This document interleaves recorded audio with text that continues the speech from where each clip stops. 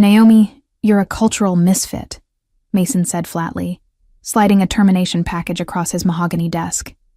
We need people who reflect the new Bright Nova, team players who fit our vision.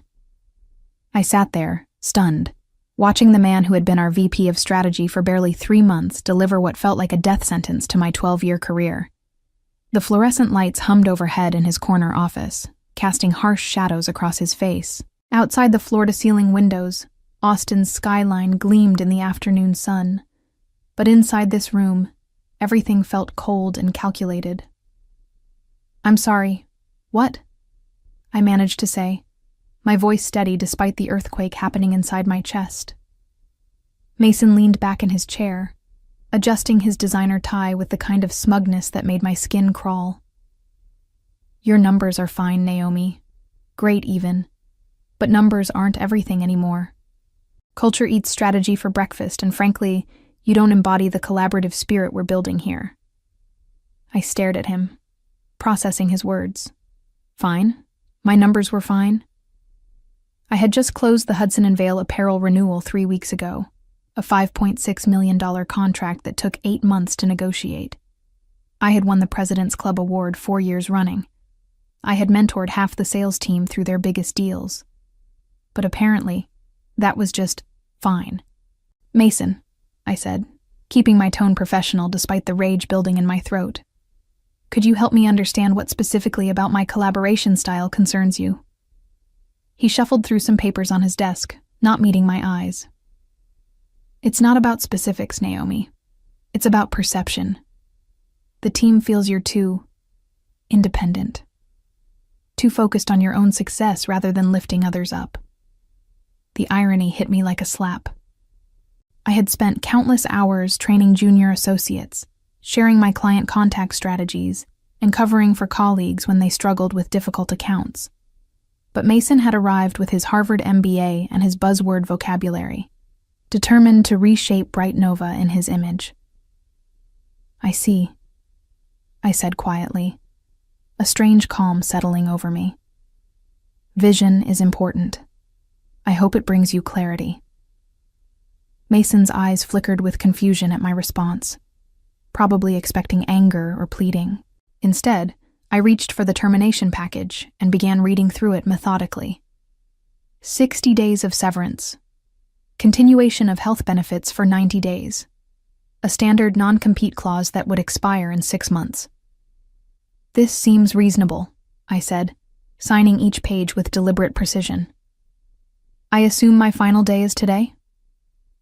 "Well, yes," Mason stammered, clearly thrown by my composed reaction. "Security will escort you to clean out your desk." I stood up, smoothing my navy blazer. "That won't be necessary. I can find my way." As I reached the door, I turned back. "Oh, and Mason, you might want to check with Hudson & Vale, Zenpet Pharmaceuticals, and Ridgepoint Logistics about transition plans. They'll probably have questions." The last thing I saw was the flicker of panic in his eyes before I closed the door behind me. Walking back to my desk felt like moving through a dream. The familiar hum of the Bright Nova Solutions office, keyboards clicking, phones ringing, the constant buzz of a thriving marketing tech firm, seemed muted and distant. I had spent 12 years building my career here, turning this place into a second home. My desk sat in the corner of the sales floor, surrounded by the awards and photos that told the story of my professional life. The crystal trophy from last year's President's Club, a photo of our team celebrating the Ridgepoint Logistics contract signing. Thank you notes from clients pinned to my bulletin board like badges of honor.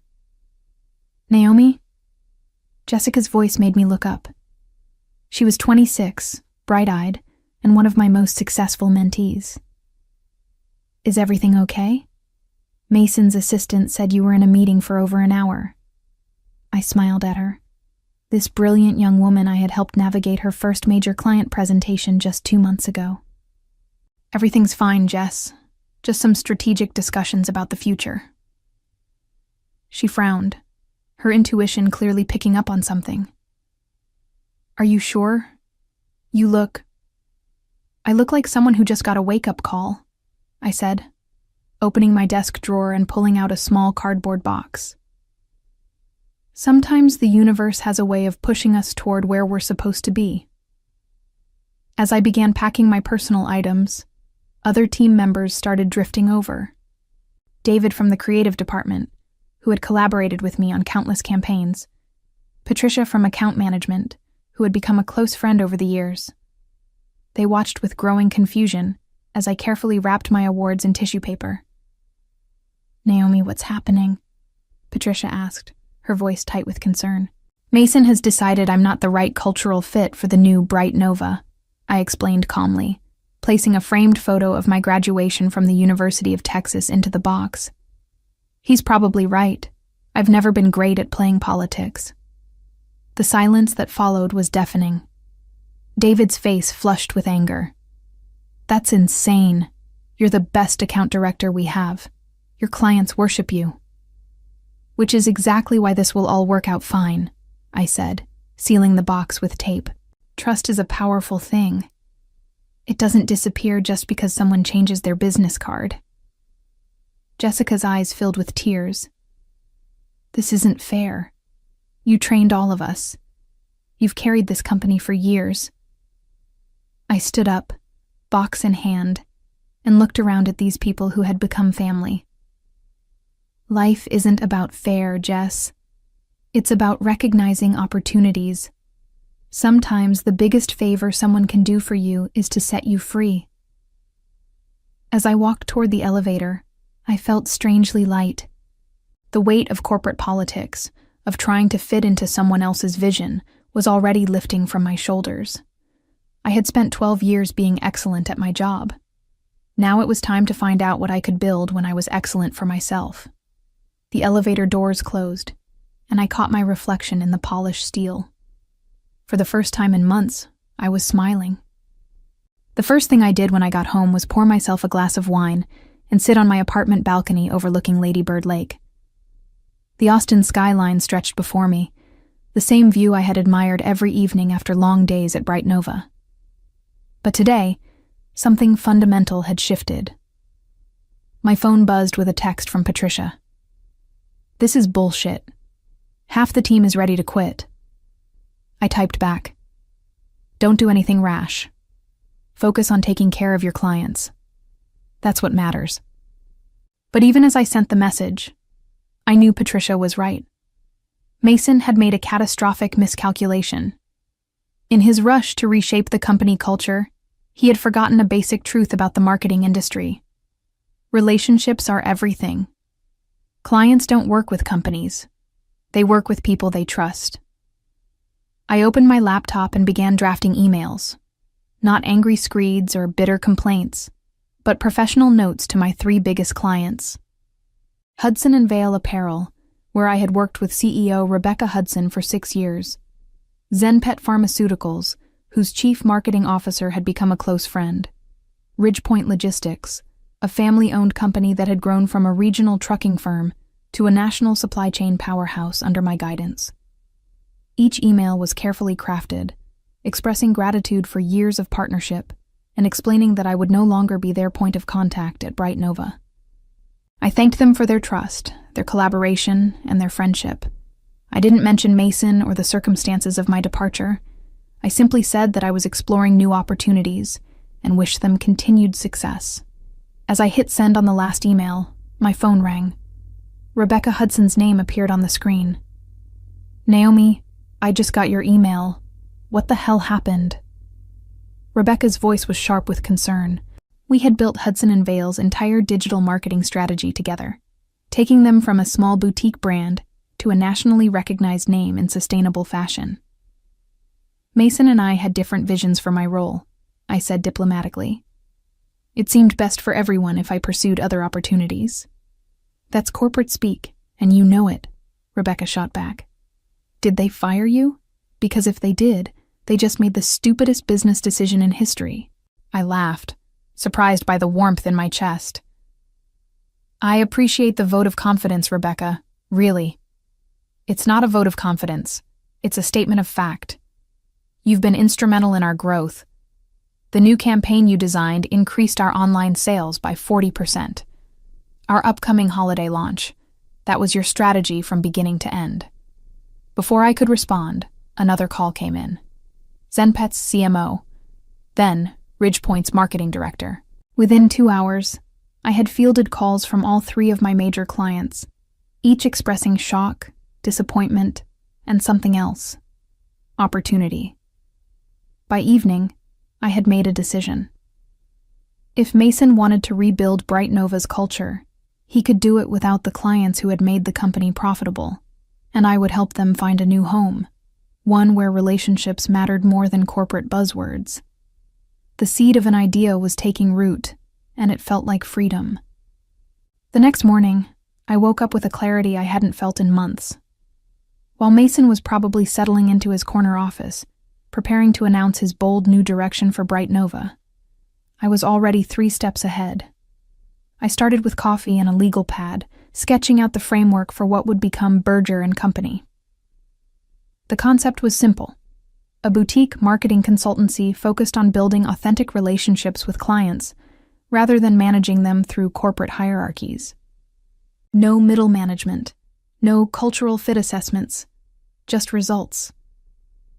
My phone rang at 8 a.m. sharp. Jessica's name flashed on the screen.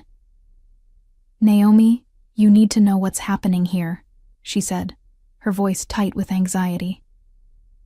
"Mason called an all-hands meeting. He's announcing your departure and introducing your replacement." "My replacement?" I set down my coffee, intrigued. They moved fast. "It's Kyle Morrison from the Phoenix office. He's supposed to take over your accounts immediately." "But Naomi, he's never worked with any of your clients. He doesn't know their industries, their challenges, their personalities. It's going to be a disaster." I felt a mixture of anger and satisfaction. Kyle was competent enough, but he was a corporate climber who viewed clients as revenue streams rather than partnerships. Putting him in charge of accounts I had nurtured for years was like asking a stranger to perform surgery. "How are the clients reacting?" I asked. "That's the thing," Jessica said, lowering her voice. "Mason hasn't told them yet. He's planning to have Kyle call them this afternoon to introduce himself as their new point of contact. He thinks it'll be a smooth transition because the contracts are with Bright Nova, not with you personally." The hubris was breathtaking. Mason genuinely believed that clients were interchangeable assets that could be passed around like office supplies. He had no understanding of the personal investment, the trust, the years of relationship building that made these partnerships successful. "Jessica, I need you to listen carefully," I said. "Don't do anything that could jeopardize your job. But if any of my former clients call asking questions, be honest with them. Tell them exactly what happened and who their new contact will be." "Naomi, I don't think—" "Trust me," I interrupted. "The truth has a way of clarifying situations." After hanging up, I called my lawyer. Setting up an LLC would take a few days, but I could begin consulting work immediately as a sole proprietor. Business insurance, accounting systems, client contracts, the logistics were manageable. What mattered was positioning myself to catch the opportunity that was about to fall into my lap. At 11 a.m., my phone buzzed with a text from Rebecca Hudson. "Just got a call from some kid named Kyle who says he's my new account manager." "Are you kidding me? Call me." I waited. Patience was crucial now. Let Kyle introduce himself. Let the client see exactly what they were getting in exchange for the relationship they had built with me. By noon, I had messages from all 3 major clients. By 2 p.m., I had formal emails requesting meetings to discuss their future marketing needs. By 4 p.m., I was drafting proposals for Berger & Company's first consulting contracts. The irony wasn't lost on me. Mason had fired me for being a cultural misfit, but he had unknowingly created the perfect conditions for my independence. Every email from a confused client, every phone call expressing concern about the transition, every question about my availability for freelance work was validation that relationships, not corporate culture, drove business success. That evening, I received a call from David in Bright Nova's creative department. "Naomi, I don't know if you've heard, But Kyle had his first client call with Hudson and Vale today. Rebecca hung up on him after 20 minutes. She said he spent the entire time talking about Bright Nova's innovative solutions, instead of listening to her concerns about the holiday campaign. I winced. Rebecca Hudson was brilliant, demanding, and had zero tolerance for being patronized. Kyle had probably walked into that call with a standard pitch deck instead of understanding that Rebecca valued strategic dialogue over corporate presentations. "That's unfortunate," I said diplomatically. "It gets worse. Mason is in damage control mode.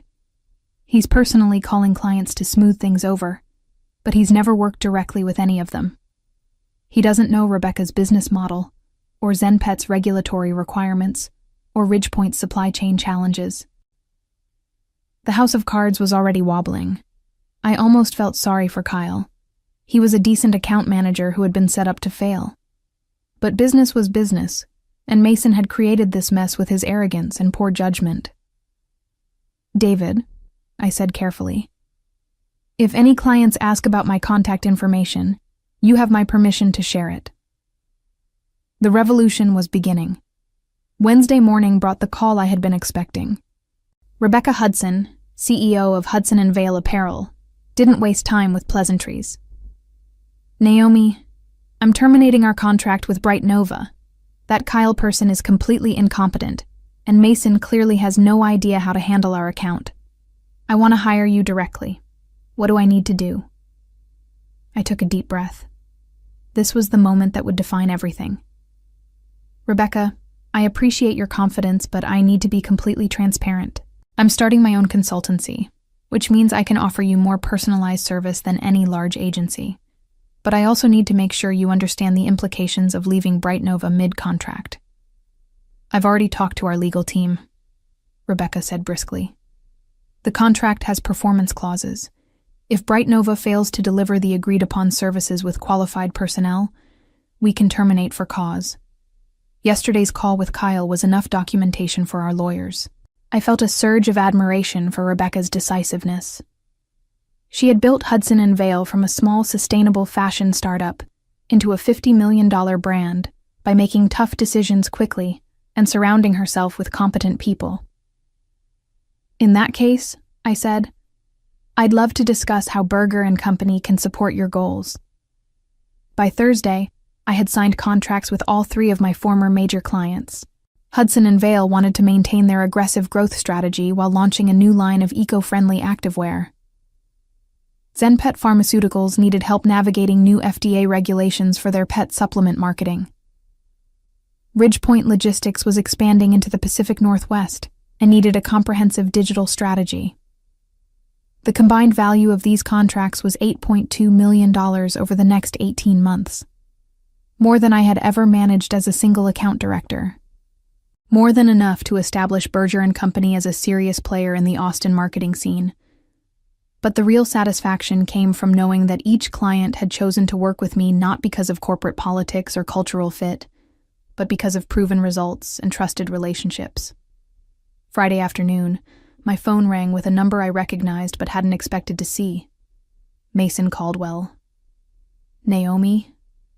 His voice was strained, lacking the confident smugness from our termination meeting. "I think we need to talk." "Hello, Mason. How can I help you?" "Look, there seems to be some confusion with our clients. Hudson and Vale, ZenPet, and Ridgepoint have all submitted termination notices. I'm hoping you can help clarify the situation." I leaned back in my desk chair, looking out at the Austin skyline where I was now renting temporary office space in a co-working facility downtown. "I'm not sure what needs clarification. I assume they explained their concerns during the transition process." "This is about the non-compete clause in your severance agreement," Mason said, his tone shifting toward threatening. "You can't solicit Bright Nova clients for 6 months." "Mason, I haven't solicited anyone. These clients reached out to me after experiencing the new service level at Bright Nova. They made their own business decisions based on their own needs." The silence stretched long enough that I wondered if the call had dropped. "Naomi," Mason finally said, "what would it take to bring you back? We could discuss a promotion, maybe a senior director role with more autonomy." The desperation in his voice was almost pitiable. A week ago, I was a cultural misfit who didn't embody collaborative spirit. Now I was suddenly promotion material. I appreciate the offer, Mason, but I'm very happy with my current situation. Burger & Company is exactly where I need to be. Your current situation is built on stealing our clients. My current situation is built on relationships I developed over 12 years of excellent service. Relationships that Bright Nova apparently didn't value enough to retain the person who created them. I hung up, feeling lighter than I had in years. The bridge was officially burned, and I couldn't have been happier about it. The following Monday brought news that exceeded even my optimistic expectations. Patricia called from Bright Nova, her voice barely containing excitement. Naomi, you're not going to believe what's happening here. It's complete chaos. I was sitting in my new office space, a modest but professional suite in a converted warehouse in East Austin. Exposed brick walls, large windows, and the kind of creative energy that actually fostered collaboration, unlike the sterile corporate environment Mason had been so proud of.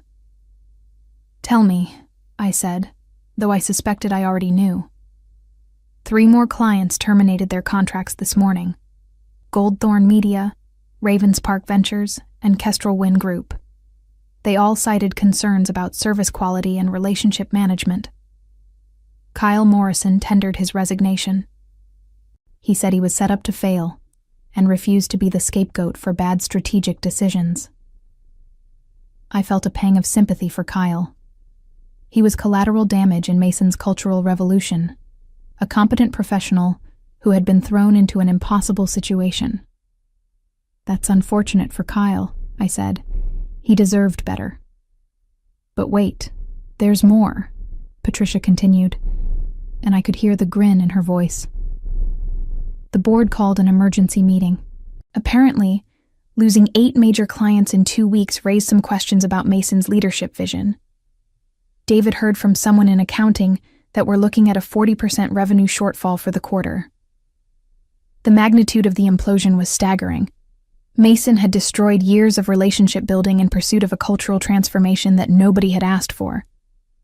He had prioritized abstract concepts like collaborative spirit over concrete results like client satisfaction and revenue generation. Patricia, are you okay? Is your job secure? Actually, that's why I'm calling. The board is asking remaining staff to recommend strategies for client retention and business recovery. Your name keeps coming up in conversations. People are wondering if there's any possibility of bringing you back as a consultant or partner. The irony was delicious.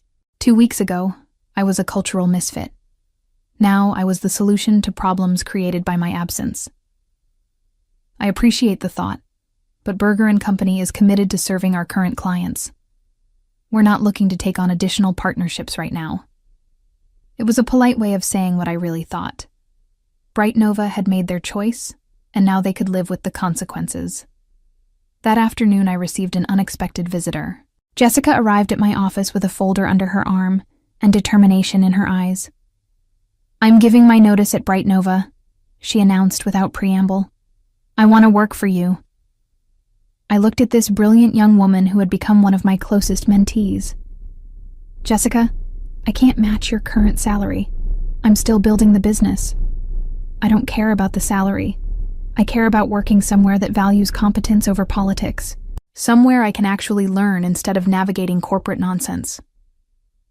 Her words reminded me why I had gone into marketing in the first place, to solve problems, build relationships, and create value for clients. Somewhere along the way, Bright Nova had lost sight of those fundamentals. If you're serious about this, we'll need to discuss it properly. But I have to warn you, working for a startup consultancy is nothing like working for an established firm. It's long hours, uncertain income, and constant hustle. Jessica smiled, the same eager expression she had worn during her first client presentation 2 years earlier. Sounds perfect. When do I start? By Thursday, I had hired Jessica as my first associate and signed 2 additional clients who had heard about Burger & Company through word of mouth. By Friday, I was fielding calls from other Bright Nova refugees looking for opportunities.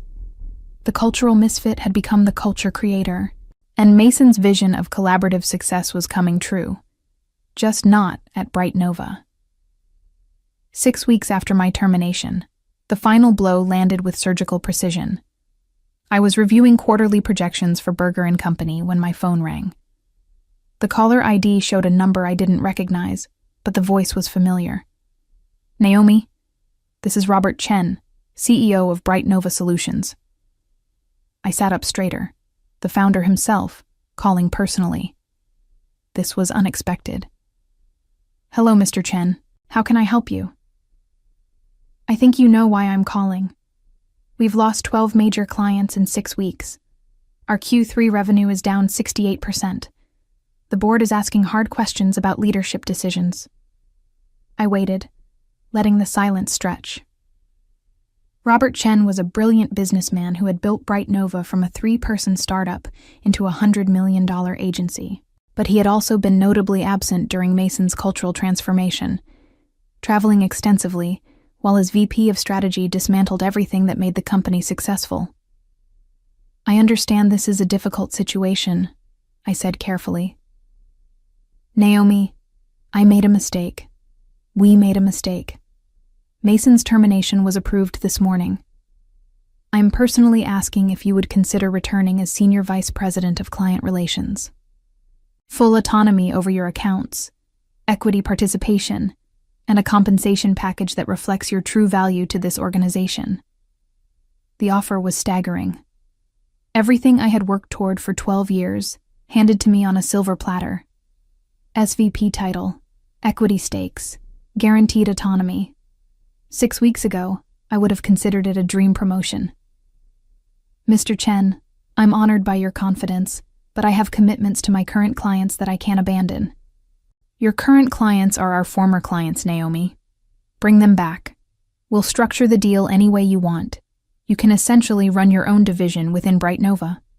I looked around my modest office, then at Jessica working intensely at her desk, completely absorbed in developing a social media strategy for Hudson & Vale's new product launch. This space represented something that corporate equity could never provide. Complete creative control and the freedom to build something authentic. Mr. Chen, those clients aren't coming back to Bright Nova. They're happy where they are. But I wish you the best in rebuilding. The silence that followed was heavy with understanding. Robert Chen was smart enough to recognize finality when he heard it. I respect your decision, Naomi. For what it's worth, letting you go was the worst business decision this company has ever made. 3 months later, Berger & Company had grown from a 1-person consultancy to a team of 6 specialists operating out of a beautiful converted loft in the warehouse district. We had 15 active clients, a waiting list for new business, and the kind of collaborative culture that actually produced results. The final piece of poetic justice arrived in the form of a news article in Austin Business Journal. The headline read, Bright Nova Solutions acquired by Phoenix Marketing Group in fire sale deal. I read the article over morning coffee, sharing the details with Jessica and our team during our weekly strategy meeting. Bright Nova's valuation had dropped from $200 million to $43 million in 4 months. Robert Chen had stepped down as CEO. The Phoenix acquisition was essentially a bargain basement purchase of office space and remaining contracts. What happened to Mason? Jessica asked, curiosity evident in her voice. I pulled up his LinkedIn profile on my laptop.